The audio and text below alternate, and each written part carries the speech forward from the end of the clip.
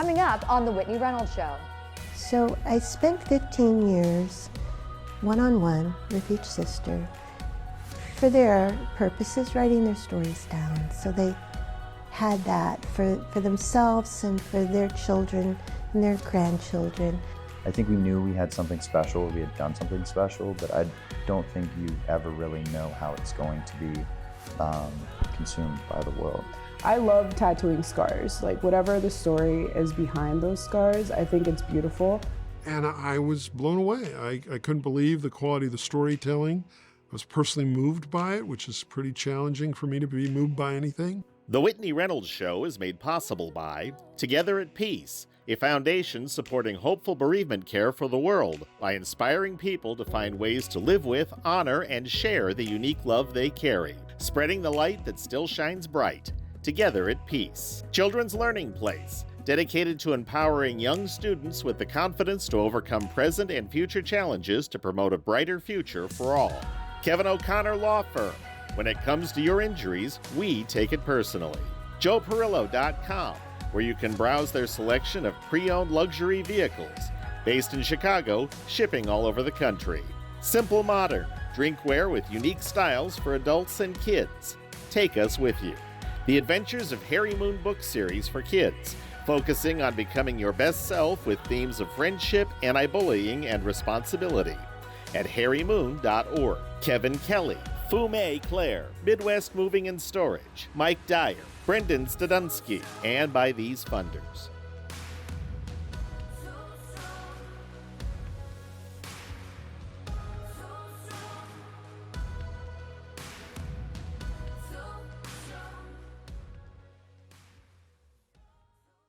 Storytelling and the art behind it. That's today's topic.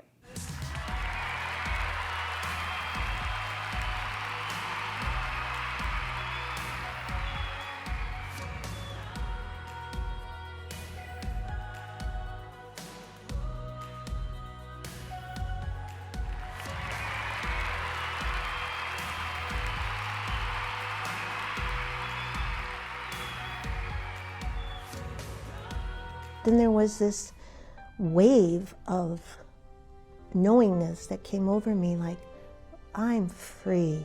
I walked away from that casket a different person.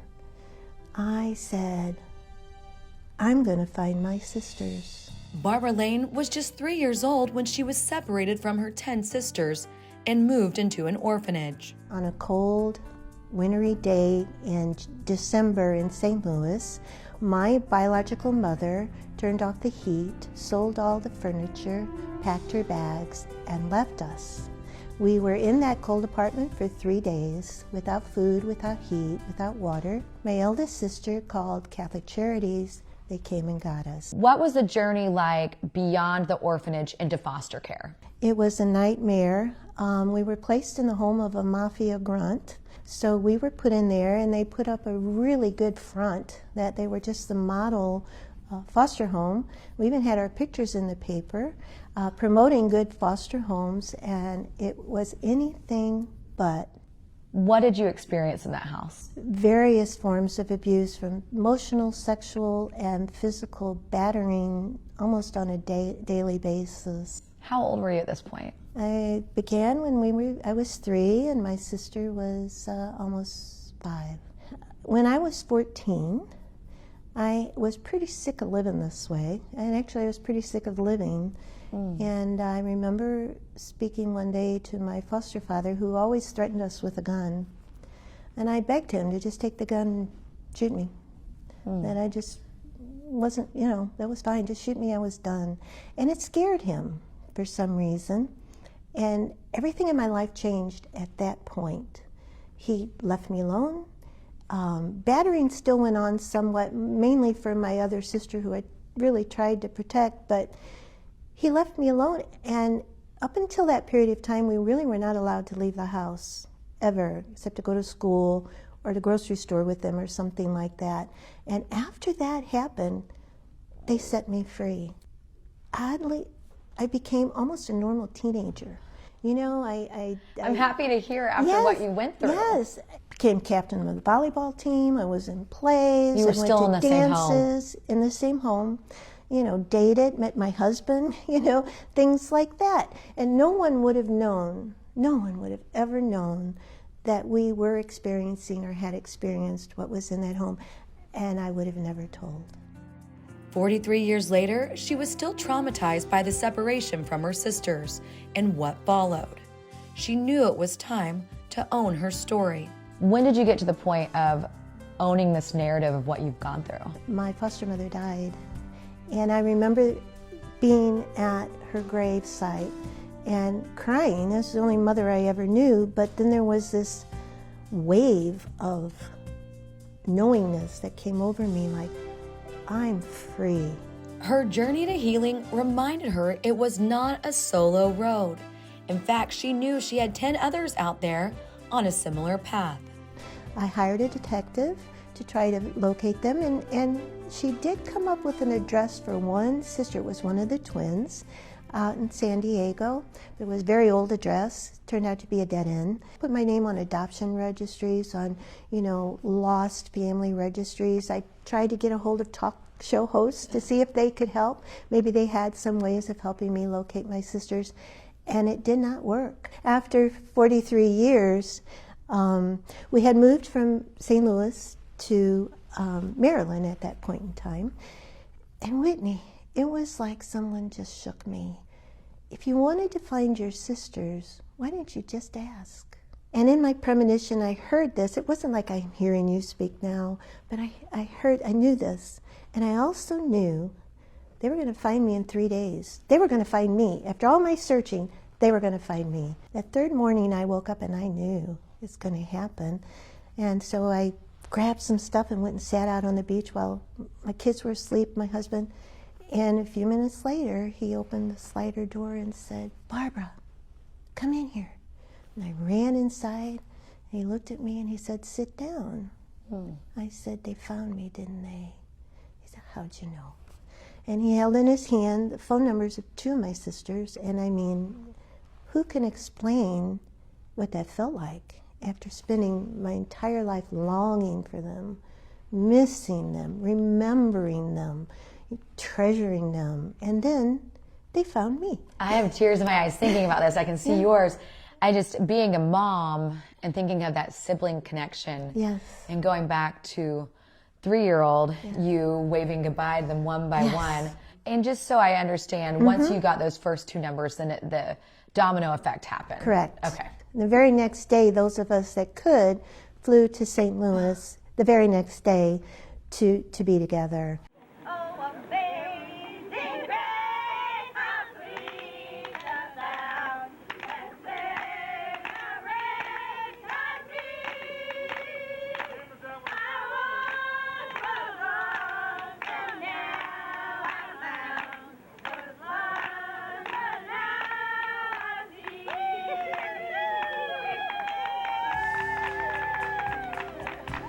All the pieces that were scattered all over my life just came together in a hole in my heart like that. Wow. And I felt, okay, this is what I've been missing. This is what I remember being before all this happened, determined and powerful and free and loved, and, you know, all of that was challenged in my childhood just went away. And then you collected the stories of your sisters. Let's talk about that. So I spent 15 years one-on-one with each sister for their purposes, writing their stories down. So they had that for themselves and for their children and their grandchildren. They couldn't voice what happened to them, and the art of storytelling can do that, right? It can write their stories. One sister, her name was Laverne. I called her Bernie because I evidently couldn't pronounce it when I was a baby, and it stuck with her, asked me if I would write a book. So I eventually put all those stories together as one story of a sisterhood. Each sister I sat with, I heard another heart-wrenching story. And then in the same sense, I was learning to piece together the mystery of what the hell happened to my family? What happened to cause us all to be taken, to cause us all to be separated all these years. I was in the total dark. How would I know? But accepting the highs and lows was something we had to learn to do throughout our next path together over these years that we have been reunited, such as the loss of sisters, visiting with a sister 10 days before they died, or, it just happened that way. You said something that caught my attention. Sure. You said, what the heck happened? Did you get closure on that? I think I'm close. And you never reconnected with your mom? No, I never did. What would you say to her if you had the chance? That's a tough one.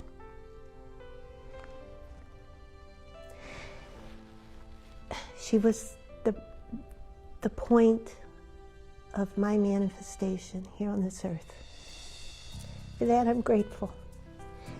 It's still painful. I did visit her grave once, and Did you tell her about the stories of connecting with your sisters? at the grave, Yeah. we were all there. I walk up on this grave, and I thought, oh, this is nothing. I didn't even know this woman until it hit me. My little baby of me. It hurt. I bet. Yeah. The art of storytelling, the art of bringing love that was disjointed, taken away, Yes. back together is a beautiful And thing. it's back together. Thank you so much for coming on. Thank you, Whitney. I really appreciate it.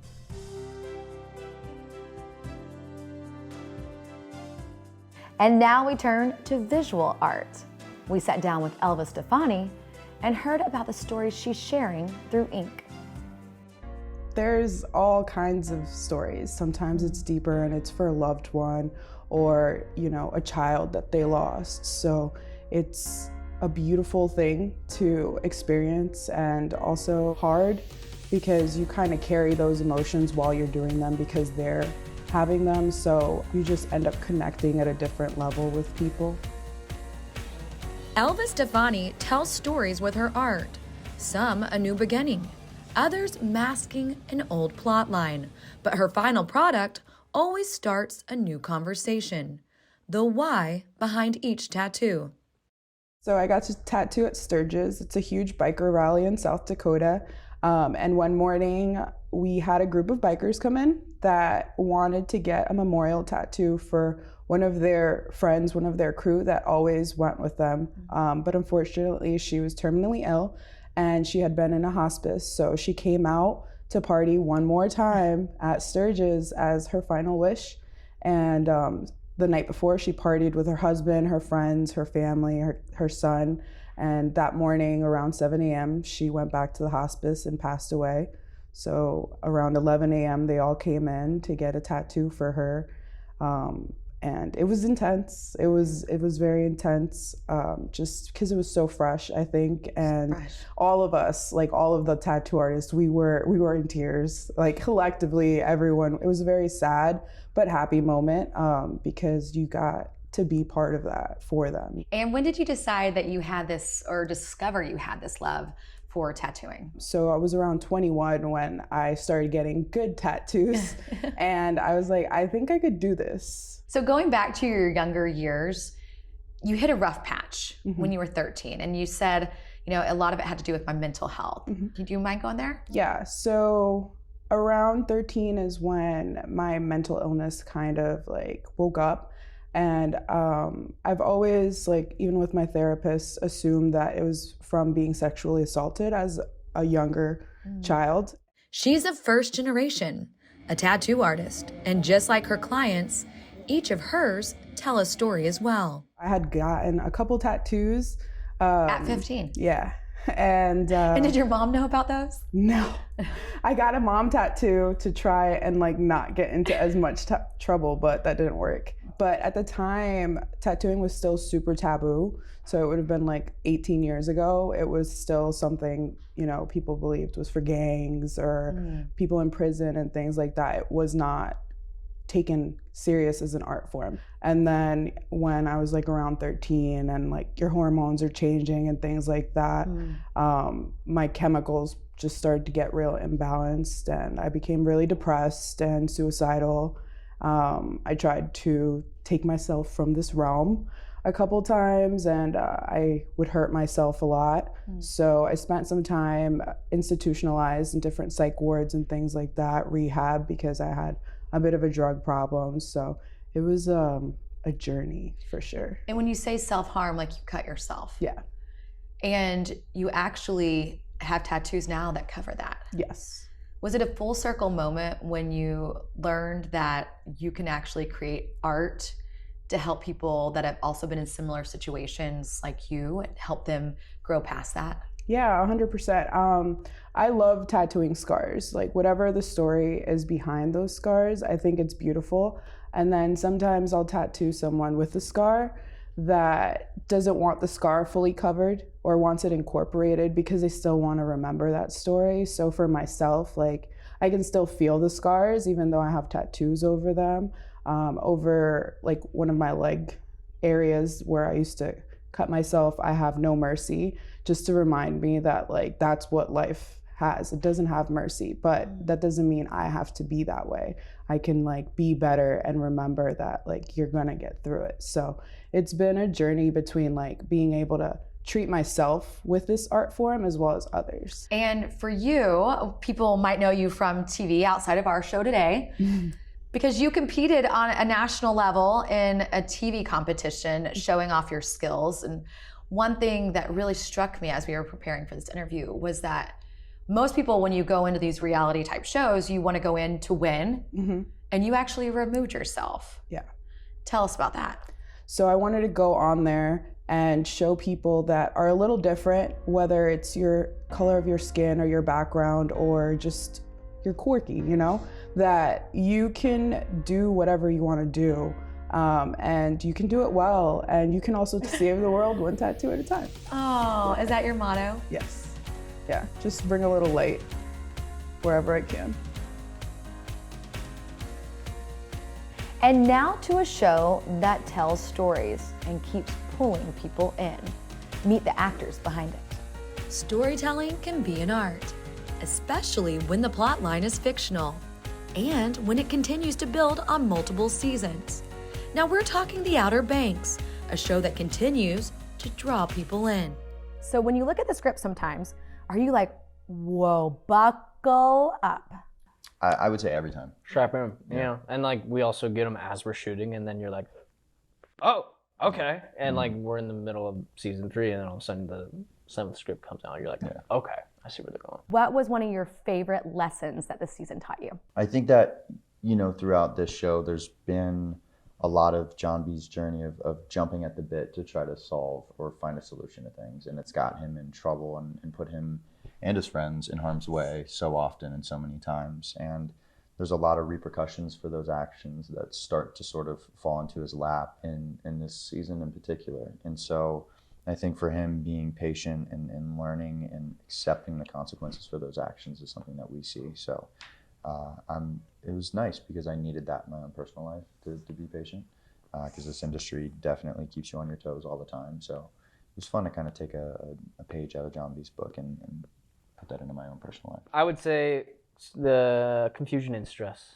this season. I think every character goes through a lot of like, what does this mean with the confusion? And like you and your dad, like, and you're like, where do I stand with him right now? And then also JJ feeling like, does that mean like my friend's gonna be hanging out with his dad more often then and not me? And then it's like a whole thing. So he gets a little directionless and a little confused. And just like their characters, with all the ups and downs, both of these actors and their real life stories are still unfolding. Tell me, with this like growing the show and consistently having these seasons, what has it been like for you both personally on a level of, okay, now I'm here. Now I don't want to say have arrived, but kind of, as actors. I mean, that's a big deal.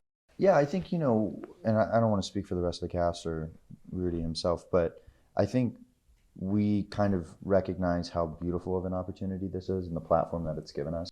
But I think as artists, you know, you always want to create. So I think we never want to be stagnant in our work. And we're very fortunate that we have the show that allows us to not be stagnant, right? Like every season has been a new journey and the characters have had new experiences. So we just kind of never allow ourselves to get too comfortable. And I think from day one felt like there was a little bit of our backs against the wall. And Why is that?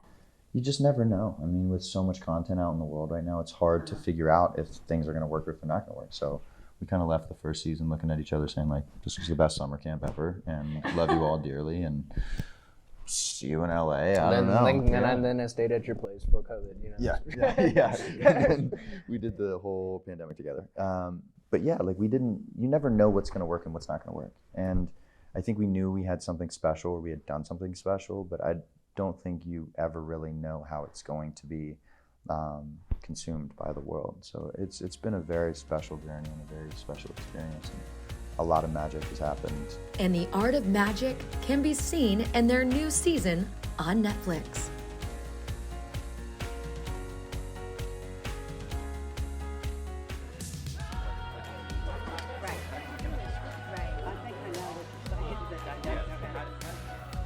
So I was one of those men who was reluctant to watch it. My wife was a fan of season 1. We were living in New York City under the lockdown of COVID. She said, you've got to watch this show. I finally did. We had kind of run out of things to watch. And I was blown away. I couldn't believe the quality of the storytelling. I was personally moved by it, which is pretty challenging for me to be moved by anything. Brad Pillow is now the president and executive producer of The Chosen. And he's not the only one who has been drawn in by the storyline. We flew to Dallas to walk the set and meet the cast and find out for ourselves what the show is all about. Most of our story happens here. Is that what you want to do, is like connect with everybody? Yeah, absolutely. This is not a faith show. We think of this as a historical fiction show, like other shows, other genre shows, right? You know, it just so happens that one of the central characters in our show is the father of Christianity. And we think it's really relevant for today because what he was doing in that day was very related to the issues that we face today around women and society and its extremes. And the division that occurs in modern society was also reflected in theirs. I didn't expect it to hit me and affect me in the way that it has. I think that's been such a blessing with this show, is there are so many different characters all going through different things that are relatable to now. Life is tough enough as it is when you have a regular job, but of course when you're pursuing acting and you're running in different circles, that might not be the best for your emotional health and your mental health. And I know that God was there the entire time for sure, protecting me. I know that much, but there were personal things like breakups you deal with and friendships that you thought were friendships that ended up not being friendships. And when you approach things with an open heart, sometimes that can really damage you and close you off. The show, I've told people in hindsight now, it was a conduit to get me here. It's been a dream to be on this and to work with the people and going to work looking forward to working with the people that are there. Everybody talks about the genius you are behind all this and the hard work that goes into it. Tell me, how many hours are you working on this project right now? I get about 5 to 6 hours of sleep, typically, if I'm lucky. And then if dinner time and time with the wife, it's everything. So yeah, I don't know the exact details. Number. I'll just say quite a lot. Now, I've been seeing your team align over the seasons. We get more efficient as each season goes. What I'm working on today is eventually going to be seen in every corner of the world and be translated into hundreds of languages. It's overwhelming. Dallas Jenkins is the creator and had the vision of where to start and stop this series. It's now in season 4, and there's a lot of changes in the works, on and off camera. You know, I think a lot of my job is just to kind of bring a perspective in terms of how a production of this scale, as opposed to season 1, which was much more of a mom and pop, catch as catch can kind of production works. Bringing a perspective for this kind of scale and how to manage a much bigger production. As the show became more successful and as the budgets grew, they brought me on. And as the show became more successful, I think Lionsgate took notice and realized, hey, there's an opportunity here to represent The Chosen and help sell The Chosen to various other venues and outlets. It's to be able to be part of a story that means so much to so many people is really, it's rare. It's why we act, is because we want to tell stories that impact people's lives. Storytelling is an art. What masterpiece are you creating? Remember, your story matters.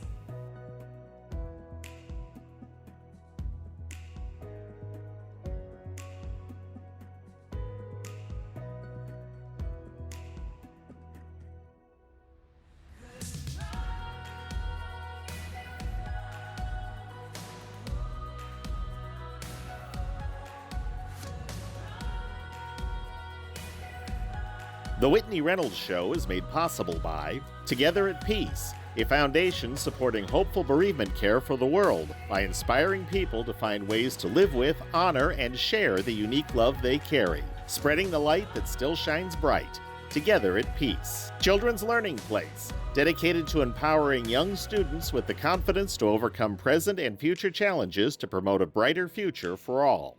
Kevin O'Connor Law Firm. When it comes to your injuries, we take it personally. JoePerillo.com, where you can browse their selection of pre-owned luxury vehicles. Based in Chicago, shipping all over the country. Simple Modern, drinkware with unique styles for adults and kids. Take us with you. The Adventures of Harry Moon book series for kids, focusing on becoming your best self with themes of friendship, anti-bullying, and responsibility. At harrymoon.org. Kevin Kelly, Fume Claire, Midwest Moving and Storage, Mike Dyer, Brendan Stadunsky, and by these funders.